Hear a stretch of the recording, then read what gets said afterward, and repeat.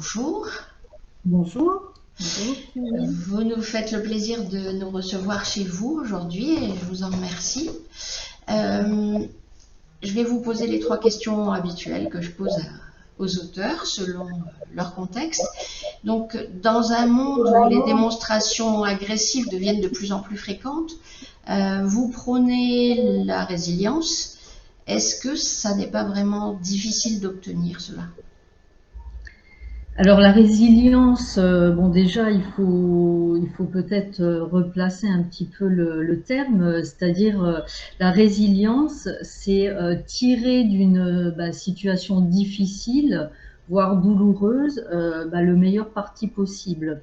Donc après c'est une affaire qui est très personnelle. Parfois on peut être dans une situation douloureuse et de souffrance dans un contexte super positif. Hein. C'est pas forcément qu'autour, voilà, il y a des choses très négatives. Ça peut être vraiment très personnel et c'est un chemin personnel en fait, la résilience. Donc, après, je dirais que c'est un choix de la personne. Oui. Déjà, ça c'est on choisit. À un moment donné, on se retrouve dans une situation compliquée qui devient chronique. Hein. Je pense que c'est surtout dans la durée qu'il va falloir réagir. Alors il y a deux façons de réagir aux situations difficiles, douloureuses. C'est où je plonge, Oui. ou je remonte. Alors, mais après, tout ça se fait sur un long cheminement. La résilience, c'est pas en un claquement de doigts. Ça, c'est pas de la résilience. La résilience, c'est quelque chose qui se travaille doucement au fil du temps et étape par étape. Et là, à un moment donné, parce qu'on a su, comment dire, exploiter, aller chercher loin nos ressources Oui. profondes, intérieures, à un moment donné, il se passe des choses et là, voilà, là on comprend qu'on est arrivé au bout d'un chemin, que des nouvelles choses s'ouvrent devant nous, mais c'est vraiment sur du... c'est un cheminement en fait. Hein, voilà. Donc, après, moi je dirais presque peu importe le contexte, hein, que ce Oui. soit voilà, des choses. Bon, c'est vrai qu'on vit dans un. En effet, bon, après on ne peut pas dire le contraire, on vit quand même une époque très particulière, Oui.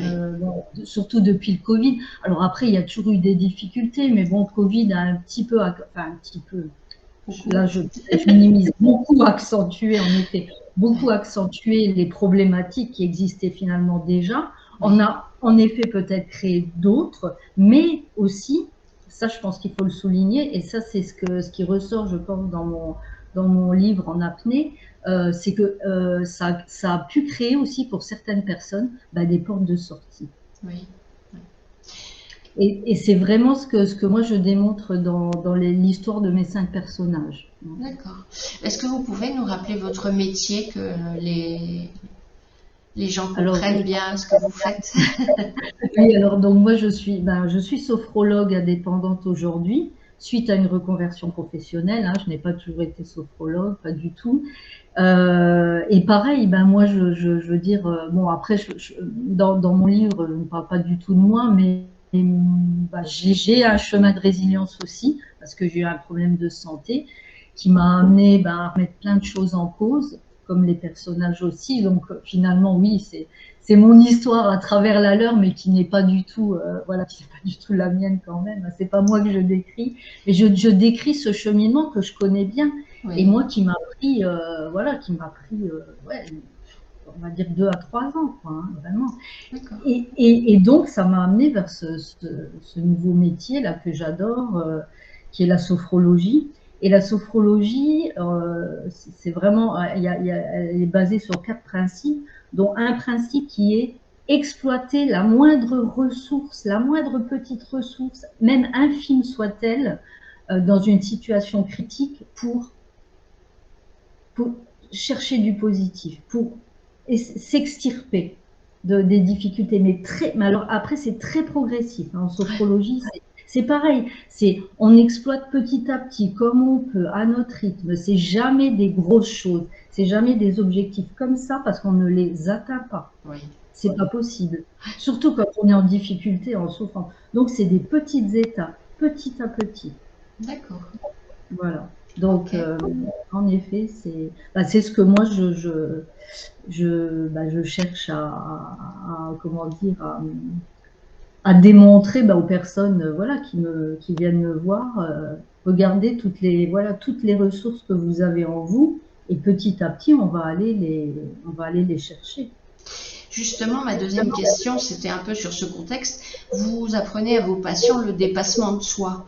Euh, Est-ce que c'est possible et nécessaire en toutes circonstances? Et si oui, pourquoi? Alors le dépassement de soi, là aussi, c'est un peu un terme du coup, qui est très, voilà, on se dit, oh là là, le dépassement de soi, qu'est-ce que je dois faire pour me dépasser? Ça peut même faire peur, hein, ça peut même Oui. impressionner, on va dire, impressionner. Alors c'est pareil, moi je ne parle jamais de dépassement de soi, vous allez vous dépasser, non, parce que je pense que c'est un petit peu, ça peut être impressionnant. Mais comme je vous le disais, quand on commence à exploiter petit à petit voilà, des ressources et qu'on constate, parce qu'il faut que la personne expérimente, tiens, j'ai fait ça, j'ai été chercher ça en moi qui, en effet, voilà, me permet de voir les choses un tout petit peu plus positivement. Qu'est-ce que ça me fait? Comment je me sens dans mon corps, surtout, hein, puisque la sophro, Oui. ça revient beaucoup au corps. Hein. Donc, comment je me sens dans mon corps maintenant, après avoir exploité ça mieux. Donc, voilà, ça, c'est un acquis. Je l'ancre en moi, etc. Et je continue comme ça. Et petit à petit, là, c'est toujours pareil, un cheminement. Et à un moment, on se dit, bah ouais, j'ai dépassé la situation. J'ai dépassé voilà, ma difficulté. J'ai même carrément pris un autre chemin dont j'aurais été incapable avant. Et là, on se dit, ouais, bah, je me suis dépassée. Mais c'est tout pareil, c'est progressif. Ça, j'assiste beaucoup là-dessus parce que je pense qu'il y a certaines personnes qui ont toujours. Je pense qu'on a tous la volonté de se sortir des choses difficiles. Le Oui. problème, je pense que c'est les gens se mettent des objectifs beaucoup trop hauts, donc se découragent hyper vite. Oui. C'est Et là, vrai. ça ne fonctionne pas. D'accord. Donc, voilà. Donc, moi, je ne dirais jamais, bon, bah voilà, on va travailler là-dessus pour que vous dépassez. Je suis très prudente là-dessus, voilà. Et à un moment donné, oui, la personne va vraiment, va constater par elle-même, ouais, mais voilà, j'ai plus d'anxiété ou je fais plus de crise d'angoisse ou, ben voilà. Là, vous vous êtes vraiment dépassé, mais grâce à vous, uniquement à vous et à vos ressources que vous avez su exploiter. Mhm. Ok. Voilà. Je- En quoi les rencontres que vous avez faites jusque-là ont changé le sens de votre vie? Alors, bon, bah, bien sûr, tout le monde fait beaucoup de rencontres dans sa Oui. vie. Bon, certaines qui sont neutres, hein, je dirais, Oui. voilà, qui ne changent pas grand-chose. D'autres, parfois, qui changent peut-être des choses négativement aussi. Oui. Hein. Après, il peut y avoir des relations toxiques, entre guillemets, pas positives pour soi. Je pense que, bon, Mhm. là, on a On en tous fait peut-être, toutes, oui. Mm. voilà, c'est ça, on a tous connu ça, ou dans le Oui. privé ou dans le professionnel. Et puis, heureusement, il y a les rencontres qui, au contraire, ouvrent des portes. Quoi. Alors là aussi, ça peut être privé, ça peut être professionnel. Moi, bien sûr, j'en ai eu bah, et dans le domaine privé et dans le domaine professionnel, des rencontres qui vous ouvrent. Alors, ça peut être aussi, vous ouvre sur comment dire, un état d'esprit ou des mouvements. Hein, ça peut être, je ne sais pas, une pratique du yoga. Vous voyez, j'ai rencontré une personne qui m'a parlé de ça, ça m'a vraiment parlé. J'ai essayé ça, et ça, en effet, depuis que je fais ça, ça va beaucoup mieux. Donc, je veux dire, oui, bien sûr, moi, j'ai fait des rencontres qui m'ont ouvert des portes, qui m'ont aidé, qui m'ont permis d'évoluer. Ne serait-ce que par exemple mon école de sophrologie, le jour où j'ai fait une journée découverte chez eux, je me suis dit, je découvre des personnes super, j'ai vraiment, et je les ai rencontrées bien avant de prendre la décision. D'ailleurs, à ce moment-là, j'avais pas le souci de santé et tout, mais j'ai jamais oublié. Et quand j'ai eu ce souci, je me suis dit, ah bah, je vais changer les choses pour moi, c'est ça que je veux faire maintenant. Je suis retournée Oui. vers eux. Vous voyez, D'accord. donc il y a beaucoup de Oui, choses. il n'y a, pas de hasard. Mm. Il n'y a pas de hasard, voilà. Et c'est tout à fait, encore une fois, ce que j'explique dans mes rencontres de mes personnages. Non, non, il n'y a pas de hasard, non, absolument pas. D'accord.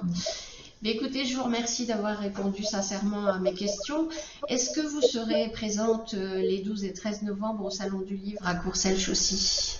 Oui, tout à fait. Alors, par Oui. contre, je ne serai pas là le 12, je serai là D'accord. le dimanche 13, Super. donc pour la journée. Oui. Et puis, ben, pour participer, bien sûr, avec plaisir à la remise de votre prix Oui. que vous organisez et D'accord. le livre auquel je participe. Voilà, voilà. Donc, je croise les doigts pour que peut-être je sois sélectionnée. Eh bien, écoutez, on vous souhaite beaucoup de succès et puis ben, je vous dis à très bientôt au Salon du Livre, le Livre au vert à Courcelles-Chaussy. Avec grand plaisir. Merci beaucoup, Mais je Suzy. vous en prie, à très bientôt. Au À bientôt. revoir. Au revoir.